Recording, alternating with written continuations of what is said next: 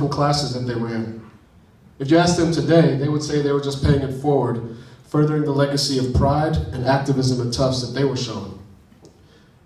Their sterling example of service and scholarship gave us the confidence as well as the call to action to pull this thing off. And to you, we are honored and privileged to do the same. The EPIC program was the second spark for the Emerging Black Leaders Symposium. As a proud alumnus of the Education for Public Inquiry and International Citizenship program here at Tufts, I learned to fully appreciate the power of the exchange of ideas at an international symposium, the life-changing potential of an intergenerational meeting of the minds, today's leaders with tomorrow's torchbearers geared equally towards education and action.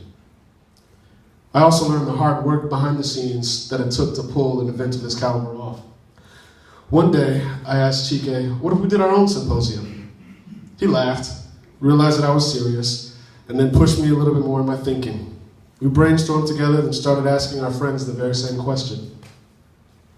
We built a small army and got to work. There were ups, downs, arguments, sleepless nights, more times than I could count when we weren't even sure how we were going to pull it off. Being short $20,000 the month before the event, panelists dropping out. I still remember Chike, the pragmatist, telling me, the idealist, where are we going to come up with $10,000 for that, fool? Or, you want this symposium to be 2 weeks long, don't you? We spent the better part of our winter break on calls with each other, building the symposium pretty much from scratch. It was January, deadlines were approaching, and all we had was a dream and a motivated team. Everyone here today shows that that's all that we needed. The group that we were working with was incredibly special. Alma, Zelika, Mitch, Keela, Kenny, Jonathan, BK, Jared, Ashley, Amanda, Zoe, Janice, Dana, Jasmine, Ernest, and myself. Without the contribution of any one of those early members, I'm not sure we'd be standing here today, 10 years later. Each person rose to the challenge before us, bringing their specific skill sets, networks, and talents to bear in a perfect storm of creativity and organizing that enabled us to put on a highly successful standing room only symposium back in 2005 with 4 panels, 2 workshops, and almost 20 speakers.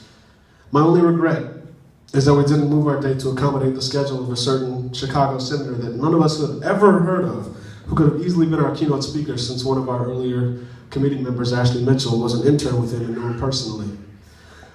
Barack Obama, you might have heard of him. One idea I wanted to share with you that was at the core of my personal inspiration for starting EBL with Chike is that freedom is relative. Now, what do I mean by that? Anyone want to wager a guess what that means? Freedom is relative? Nobody? All right, I should have planted someone.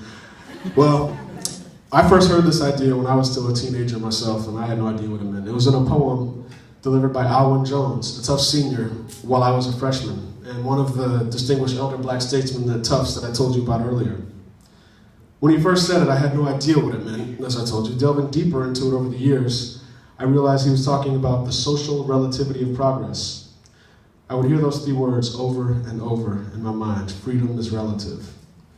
I'd hear them when I would ride through Dorchester and Mattapan to have dinner at my friends' homes and to see old houses with shrines in front of them with candles and flowers and pictures of dead brown teenagers. Freedom is relative. I'd hear them when I visited the ER at Highland Hospital when I was 18 in my first home of East Oakland, and I watched a young black man with braids in his hair, just like mine, die alone, bloody and naked on a hospital gurney from a gunshot wound to the head. Sitting in our ivory towers, our college classrooms, and seats of privilege, it's easy to forget the pain that so many of our people endure each day.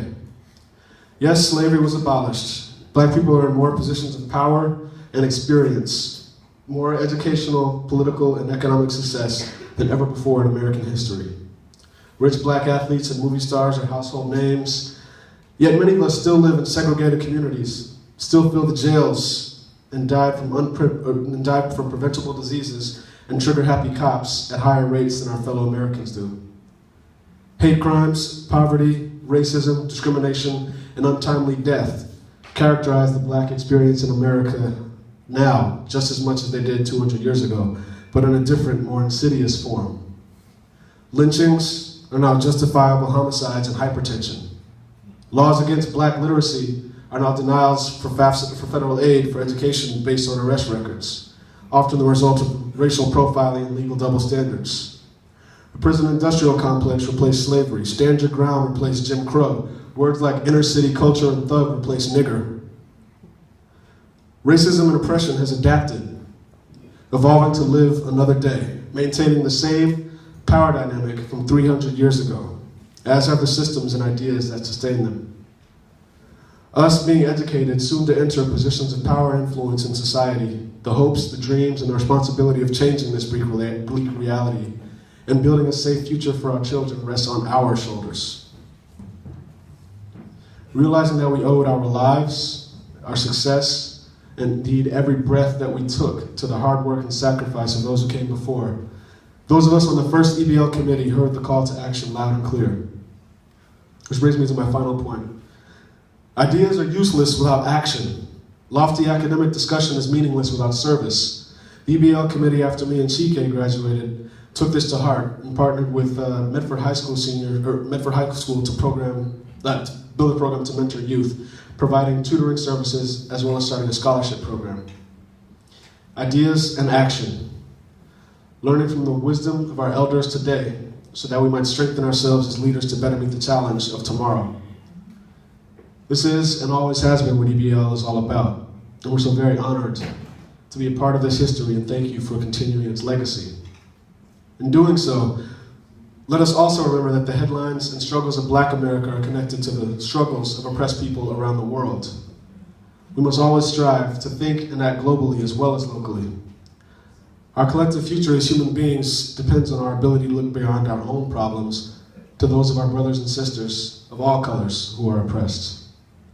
So continue to build this dialogue on college campuses, but never forget the pain of others, nor the keys to changing the world.